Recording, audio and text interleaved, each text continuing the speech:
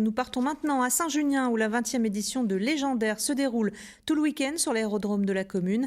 La grande fête aérienne de l'aviation a fait le plein de spectateurs aujourd'hui et ça continue demain. Reportage Frédéric Cano et Carole Maillard. Qui dit meeting aérien, dit briefing pour les pilotes. Pour ce qui est des hauteurs d'évolution en voltige, de base c'est minimum 500 pieds. Après des consignes, place au spectacle de voltige, de quoi en mettre plein les yeux aux spectateurs de tous âges.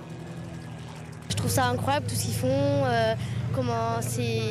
moi je pourrais pas personnellement, mais eux franchement c'est incroyable tout ce qu'ils font.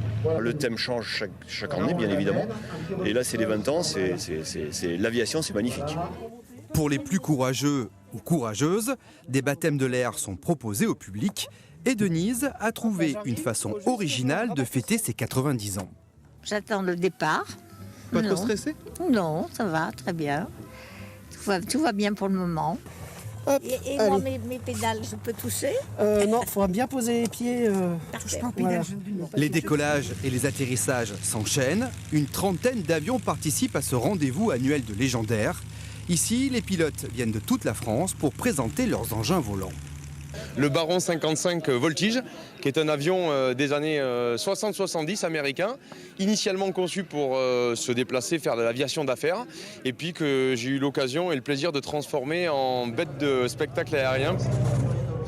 Légendaire fête ses 20 ans cette année, un anniversaire qui fait la part belle aux avions du siècle dernier.